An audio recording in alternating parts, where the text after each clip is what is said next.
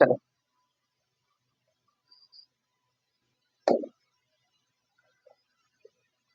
देखो, आज स्टार्ट करते हैं हम लोग ज्योग्राफी। ठीक है। और यहाँ से आप लोगों का फिर ज्योग्राफी का क्लास शुरू हो रहा है और पूरे स्टेप बाय स्टेप हम लोग पढ़ेंगे। तो देखते हैं लेसन फर्स्ट क्या कहता है ज्योग्राफी का। तो देखिए, हम लोग 12th पढ़ने जा रहे हैं। पार्ट 1 पहले पढ़ लेते हैं, फिर इसके बाद जो ज्योग्राफी का नेक्स्ट टॉपिक है, नेक्स्ट पार्ट है, उसको पढ़ेंगे। ठीक है। तो चलिए, सबसे पहला अर्थ हम लोग समझ लेते हैं, ज्योग्राफी क्या होता है एक्चुअल में। ज्योग्राफी का मतलब क्या होता है उसको देख लेते हैं, तभी तो फिर और ज्योग्राफी समझ में आएगा। तो देखिए, बताए भी थे हम पहले भी कि ज्योग्राफी दो शब्दों से मिलकर के बना होता है, एक जियो और एक ग्राफिया। ठीक है, एक जियो और दूसरा ग्राफिया। जियो का अर्थ होता है पृथ्वी, जबकि ग्राफिया का अर्थ होता है उसका वर्णन करना, विस्तृत जो है वर्णित हम लोग जो करते हैं उसी कहते हैं वर्णन करना। ठीक है। तो इसका अर्थ होता है क्या, लिखना या फिर वर्णन करना होता है। तो अर्थात पूरे जब ज्योग्राफी को, इसका तो मतलब अभी देखो, जियो जियो का अर्थ हो गया पृथ्वी, ग्राफी का मतलब क्या हो गया, लिखना या फिर वर्णन करना। और जब इन दोनों को मिला देते हैं तब पृथ्वी का वर्णन करना ही ज्योग्राफी कहलाता है, या पृथ्वी के बारे में लिखना ही ज्योग्राफी कहलाता है। सीधा सा पॉइंट आउट है ज्योग्राफी का। क्लियर है सभी को। अब देखिए, ज्योग्राफी का पिता किसे माना जाता है। सबसे पहली बात है, ज्योग्राफी के बारे में इन्होंने सबसे प्रथम शब्द जो उल्लेख किया था, ज्योग्राफी शब्द का जो उल्लेख किया था, वो वैज्ञानिक का नाम था क्या, तो इस वैज्ञानिक है ना, टॉजर हैकेटियस। ठीक है, टॉजर हैकेटियस। चलिए, तो ज्योग्राफी का सर्वप्रथम जो प्रयोग किया था, एक टॉजर नाम का वैज्ञानिक, टॉजर हैकेटियस नाम का वैज्ञानिक था। इन्होंने ही ज्योग्राफी शब्द का प्रथम प्रयोग किया था। तो इसी को जो है ज्योग्राफी का जनक माना जाता है या पिता माना जाता है। तो याद रखिएगा, ज्योग्राफी का जनक किसे माना जाता है, ये पूछेगा। ज्योग्राफी का अर्थ क्या होता है समझा दिए हम। किसी को कोई दिक्कत तो ये आप लोग पीडीएफ में लिख लीजिएगा, टॉजर हैकेटियस। चलिए नेक्स्ट देख लेते हैं। अब चलिए देखिए, मानव भूगोल क्या है बाबू, मानव भूगोल होता क्या है एक्चुअल में। तो देखो, मानव और पृथ्वी के बीच का अध्ययन, क्या लिखा हुआ है कि मानव और प्रकृति के बीच के संबंध का जो अध्ययन कहलाता है उसी को मानव भूगोल कहते हैं। हाँ, जैसे हम लोग मानव है और जो पृथ्वी का जो अध्ययन करेंगे तो उसी के संबंधों को क्या कहते हैं, मानव भूगोल कहते हैं। तो याद रखिएगा, मानव भूगोल किसे कहता है, इसमें कोई खास विशेष है नहीं। अब देखिए, मानव भूगोल से जुड़ी अवधारणाएं, तो कुछ कुछ वैज्ञानिक का अलग अलग मत था कि मानव भूगोल है क्या। तो उन्होंने अपना अवधारणा दिया, यानी अपनी परिभाषा दी, और उनमें कुछ कुछ जो वैज्ञानिक थे उन्होंने बताया। जैसे हम लोग एचएलएन सैंपल के बारे में देखेंगे, और भी कई ऐसे वैज्ञानिक हैं जिनकी अवधारणाएं देखेंगे कि ये मानव भूगोल के बारे में क्या क्या अवधारणाएं दिए हैं। तो पहला हम देख लेते हैं, मानव भूगोल से जुड़ी 3 अवधारणाएं हैं। पहला, निश्चयवाद की अवधारणाएं देखेंगे। निश्चयवाद की अवधारणाएं क्या होता है उनको कंप्लीट कर लेंगे। संभववाद की अवधारणाएं क्या होती है, ठीक है। इसके बाद नव निश्चयवाद की अवधारणाएं किसने दिया, होता क्या है। क्लियर यहाँ पर। तो चलिए, निश्चयवाद की अवधारणाएं को पहले समझते हैं कि ये निश्चयवाद की अवधारणाएं क्या होती है। तो देखिए, निश्चयवाद की अवधारणाओं में माना गया था कि इसमें प्रकृति सक्रिय भूमिका निभाती है, जबकि जो हमारा मानव होता है, जो मनुष्य होता है, वो निष्क्रिय भूमिका निभाता है। जैसे आप इस एग्जाम्पल से समझ सकते हो, कल भी हम बताए थे कि अगर कभी आपको आंधी तूफान बहुत जोरों से आएगा तो क्या आप घर से बाहर निकल पाइएगा। उस स्थिति में प्रकृति का बल बोल वाला होता है, सक्रिय भूमिका निभाता है वो, जबकि उस समय उस मानव जो है प्रकृति के सामने चलता ही नहीं है। तो सीधे सीधे मोटे मोटे तौर पर ये कहेंगे कि निश्चयवाद में प्रकृति की बहुमता होती है, जबकि मानव उसके सामने कुछ नहीं होता है। प्रकृति का जोर चलता है, यानी प्रकृति सक्रिय भूमिका निभाता है, जबकि मानव निष्क्रिय भूमिका निभाता है। किसी को कोई दिक्कत, यहाँ पर आपका दिया हुआ है वही चीज। अब निश्चयवाद की अवधारणा को मानव के प्रकृति कारण के नाम है ना, मानव के प्रकृतिकरण, सॉरी कारण दिया है, प्रकृतिकरण होगा यहाँ पर, क्या होगा, करण।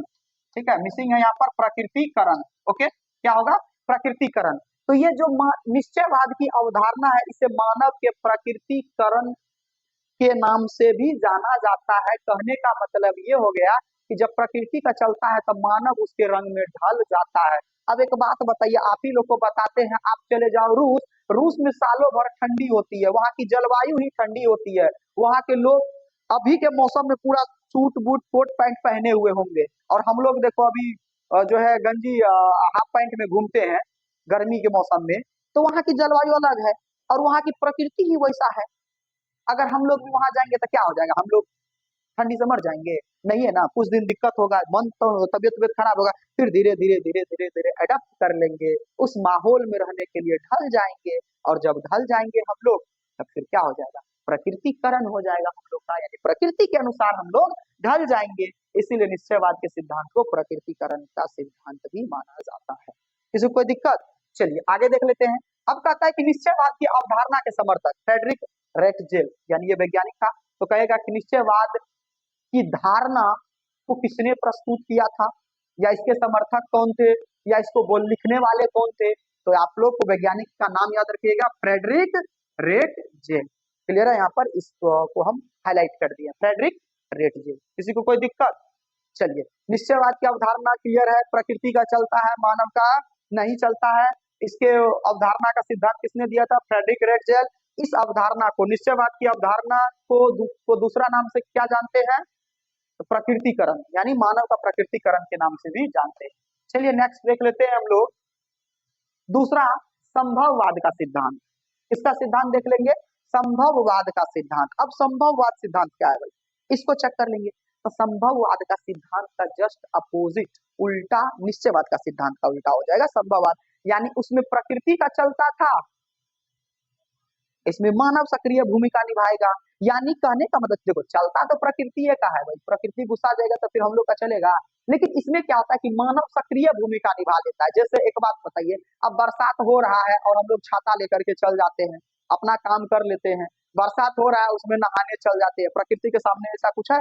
हम लोग काम कर लेते हैं, उसको जबरदस्ती हटा करके, गर्मी पूरा दे रहा है तैयो हम लोग धूप में काम कर रहे हैं। तो मानव सक्रिय भूमिका निभाता, प्रकृति को अनदेखा कर देता है। तो इस संभववाद का सिद्धांत में, यानी कुछ कुछ चीजें संभव है जो प्रकृति के सामने हम लोग अपना कार्य कर सकते हैं, तो इसमें मानव सक्रिय भूमिका निभाएगा और प्रकृति की निष्क्रिय भूमिका निभाएगा, यानी कम होगा। क्लियर है? चलिए यहाँ तक समझ में आ गया। अब देख लेते हैं यहाँ पर, इस अवधारणा को मानवीकरण के नाम से भी जाना जाता है। यस, इस अवधारणा को किसके नाम से जाना जाता है? मानवीकरण के नाम से जाना जाता है। यानी मानव अपने हिसाब से प्रकृति के रूप से चलता है। मानव को अगर कार्य करने का होता है तो करता है, इसमें प्रकृति का ज्यादा जोर नहीं चलता है। चलिए, इसके समर्थक पॉल वीडल, देखिए पॉल वीडल या डाले ब्लास है, इसके समर्थक पॉल वीडल या डाले ब्लास है। वहां पे देख लीजिए, उसमें लिखा हुआ होगा, भूगोल की अवधारणाएं लिखा हुआ है, पॉल वीडल या डाले ब्लास, डी ला ब्लास, ऐसे कुछ लिखा हुआ होगा, है हिंदी में, या हम इंग्लिश लिख दिए हैं। समझ में आ गया? बुक में होगा, वहां पर देख लीजिएगा। किसी को कोई दिक्कत? इसे मानवीकरण के नाम से जाना जाता है।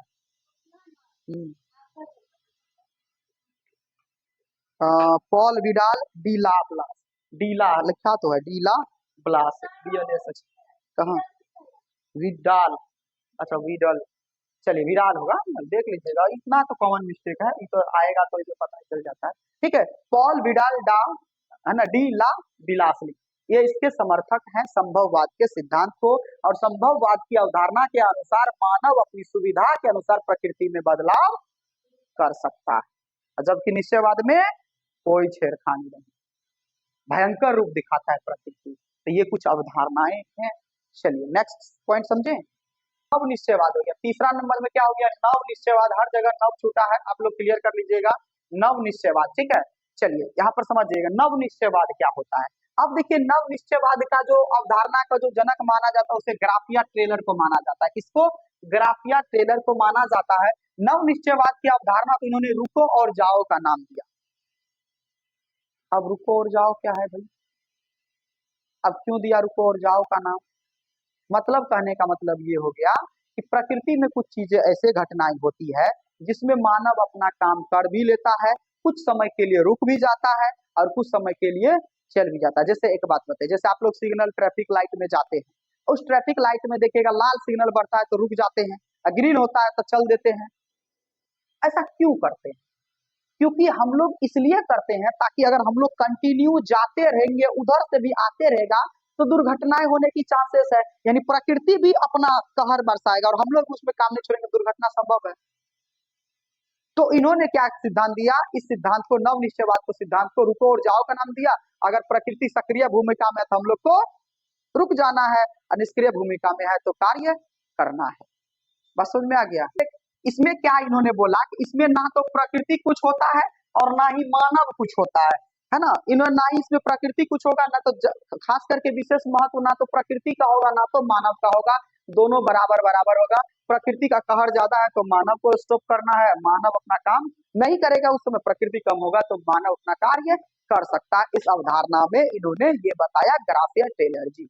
समझ में आ गया। इसके बाद कहता है कि यह संभववाद और निश्चयवाद के बीच का रास्ता प्रस्तुत करता है, यानी प्रकृति भी अपनी जगह ठीक है, मानव भी अपनी जगह ठीक है, बीच का रास्ता प्रस्तुत करके अपना काम निकाल सकता है। चलिए आगे देख लेते हैं हम यहाँ पर मानव भूगोल का क्षेत्र। ठीक है, मानव भूगोल का क्षेत्र कहाँ कहाँ तक फैला हुआ है इसको समझेंगे, और मुख्य रूप से जो जितना भी पॉइंट लिखा है आगे इन्हीं सब पॉइंट को एक एक करके डील करेंगे। क्लियर है। तो मानव भूगोल का क्षेत्र में हम लोग नगरीय भूगोल देखेंगे, नगर से संबंधित जितने भी भूगोल है। इसके बाद देख लेंगे आर्थिक भूगोल क्या होता है, अर्थव्यवस्था से रिलेटेड। ठीक है, इसके बाद हम लोग समझेंगे राजनीतिक भूगोल क्या है, राजनीतिक भूगोल में देश का भूगोल समझेंगे, विदेश का भूगोल समझेंगे, अपना देश का भूगोल समझेंगे, आवास भूगोल यानी रहन सहन समझेंगे। इसके बाद जनसंख्या भूगोल समझेंगे कि जनसंख्या इतनी क्यों बढ़ी हुई है, जनसंख्या के क्या परिणाम हो सकते हैं, क्या दुष्परिणाम हो सकते हैं, इन सब चीजों को इन सभी में समझना है। किसी कोई दिक्कत, ये अभी सिर्फ पॉइंट लिखाए हैं, अभी इसका आगे एक्सप्लेन होगा। चलिए नेक्स्ट देखते हैं। चलिए अब जो है मानव भूगोल के कुछ उप क्षेत्र, यहाँ पर उप लिख दीजिएगा, उप क्षेत्र। अरे मानव भूगोल के कुछ उप क्षेत्र भी हैं। उप क्षेत्र में क्या क्या समझेंगे, देखिए उप क्षेत्र किसको कहते हैं, उप क्षेत्र समझते हैं। देखिए उप का मतलब, जैसे एक आप बताइए, एक होता है डिवीजन, एक होता है सब डिवीजन। सब डिवीजन का नाम सुने हैं, यानी एक हो गया डिवीजन और सब डिवीजन। सब डिवीजन को तो उप डिवीजन। उप का मतलब होता है जैसे पहला एक देश हो गया, देश के अंदर राज हो गया ना, तो देश मेन हो गया, उसका आधा हो गया उप। जैसे प्रधानमंत्री, उप प्रधानमंत्री, मेन प्रधानमंत्री हो गया और उसके अंदर जो कार्य करेगा या फिर प्रधानमंत्री का एब्सेंट में रहेगा उसी को उप कहा जाता है। यानी वो मेन क्षेत्र था और उसी के अंदर ये सब क्षेत्रों को पढ़ना है हम लोग को उप क्षेत्र में। तो संसाधन भूगोल पढ़ेंगे हम लोग। ठीक है, किसको पढ़ेंगे, संसाधन भूगोल को, यानी संसाधन हमारे पास कितने हैं। संसाधन को इंग्लिश में कहते हैं रिसोर्सेस। हमारे पास अभी जो आप जिस पर बैठे हो संसाधन भूगोल है। हम जो आपको पढ़ा रहे हैं, हम आपके जरूरतों को पूरा कर रहे हैं, संसाधन है। हर वह चीज, हर वह वस्तु जो मानव की आवश्यकताओं को पूरा करे, संसाधन कहलाता है। बात समझ में आ गया। जैसे आप एक बात बताइए, आप फोन से किसी को कॉल करे हो, आपकी जरूरत पूरा हुआ, फोन संसाधन आपके लिए। आप बेंच डेस्क पे बैठ करके लिखते हो, संसाधन हुआ वो आपके लिए।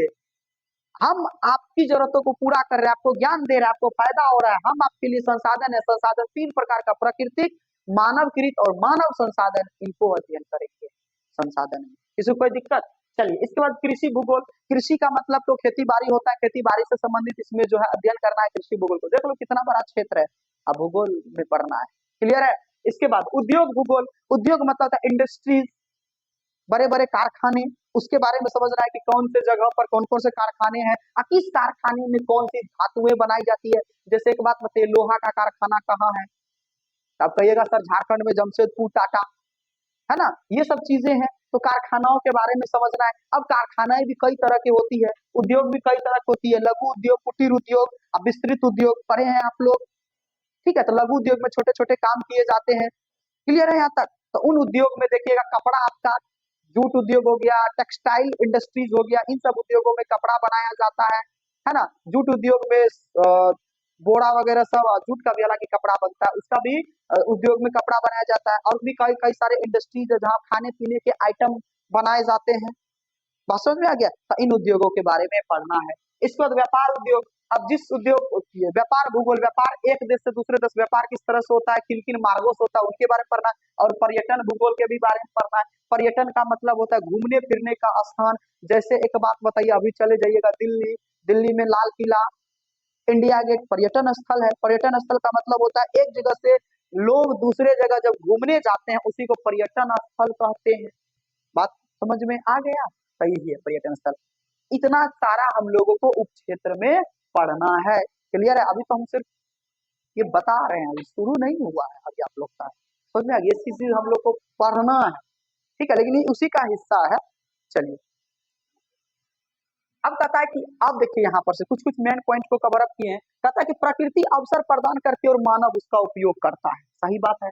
और धीरे धीरे प्रकृति का मानवीकरण हो जाता है तथा प्रकृति पर मानव प्रयासों की छाप पड़ने लगती है। जरा समझिएगा इस पॉइंट का मतलब क्या होता है कि कहता है कि प्रकृति हमें अवसर प्रदान करती है, हम अपनी जितनी भी जरूरतें हैं वो केवल और केवल प्रकृति पर निर्भर रहकर ही पूरा करते हैं। एम आई राइट? आपको कुछ भी चीजों का जरूरी है, आपको कौन दिया? ऊपर से लेकर आए थे, प्रकृति दिया। यहाँ पर खाने पीने से लेकर के हवा पानी हर चीज तक प्रकृति दिया है, और प्रकृति हमें अवसर देता है और मानव उसका उपयोग करता है। और धीरे धीरे धीरे प्रकृति का क्या होता है, धीरे धीरे प्रकृति का मानवीकरण हो जाता है, यानी प्रकृति को मानव जिस रूप आकार देना चाहता है वो वैसा बन जाता है। अब आपको हिस्ट्री में पढ़ा रहे थे हम, कैलाश मंदिर के बारे में पढ़ाए थे। शिव जी का मंदिर था और वो पूरे एक पत्थर का बना हुआ था, उसको किस तरह से मानव उसको उकेर करके तोड़ करके एक मंदिर का रूप कर दिया। पत्थर भी तो प्रकृति का ही देन था, अब प्रकृति को मानवकृत कर दिया। वो जैसे देखिए अभी आप लोग जिस बेंच डेस्क पर बैठे हो वो भी कभी एक पेड़ हुआ करता था, उसको मानव अपने कौशल से क्या कर दिया, बेंच डेस्क में बदला। तो मानवीकरण हुआ कि नहीं हुआ? बात समझ में आ गई ये चीजें। अब कहता है जैसे कि देखो तरंगित पहाड़ियों में चारागाह का उपयोग, जो पहाड़ियां हैं वहां पर घास फूस उगा करके चारागाह बना देना। और दूसरा देखिएगा तो महासागरों का समुद्री मार्ग के रूप में उच्च भूमियों पर, है ना, समुद्री मार्ग के रूप में। एक ये हो गया बाबू, यहाँ से तीसरा लिखिएगा, ये चौथा कर दीजिएगा, ठीक है। और कहता है कि उच्च भूमियों पर स्वास्थ्य विश्राम स्थल के रूप में। आप देखिएगा बड़े बड़े पहाड़ियों पर, अभी एक बात बताइए, नेपाल चले जाइए, नेपाल में जो भूमि है समतल भूमि कम है, वहां पर पहाड़ी ज्यादा हुआ करता है, तो पहाड़ियों पर एयरपोर्ट बना दिया है। सोचिए, और भी कई ऐसे स्थल है जहाँ पर पहाड़ी पर बसने लायक है, जगह बना दिया जाता है। जैसे अभी हम लोग इस वीडियो में देख सकते हैं, देख लीजिए ये पूरा पहाड़ है बाबू आप लोग का, ये पहाड़ है, और इस पे देखिए यहाँ पर घर उर बना है, इस टाइप का देखिए जगह है, मैदान है। और ये मैदान छोटा नहीं है, बहुत बड़ा, देखिए कितना ऊंचा है जमीनी लेवल से, होगा कि नहीं होगा? तो इस तरह से जो है प्रकृति का मानवीकरण हो जाता है। बात समझ में आ गया कि नहीं आ गया? क्लियर यहाँ तक? और कहता है कि प्रौद्योगिकी का विकास होता है। प्रौद्योगिकी का मतलब होता है टेक्नोलॉजी, प्रकृति के ही माध्यम से हम लोग टेक्नोलॉजी का विकास करते हैं। और सबसे पहले तो हम लोगों को ये ज्ञान होना चाहिए कि भूगोल क्या है, क्योंकि भूगोल के बाद ही, प्रकृति के नियम के बाद ही हम लोग टेक्नोलॉजी का भी विकास कर सकते हैं। ये प्रौद्योगिकी विकास के अंतर्गत आता है। किसी को कोई दिक्कत? तो ये सारी चीजें थी जो आज के क्लास में हम आपको बता दिए हैं। बाकी जो इसके बाद जो नेक्स्ट देखेंगे उसमें आपका बुक का पॉइंट भी कवर अप होगा, बहुत सारी चीज फिर हम लोग धीरे धीरे इन सब चीजों को पढ़ेंगे। क्लियर है आप लोग का यहाँ तक? किसी को कोई दिक्कत? चलिए, तो ये चीजें हो गई आप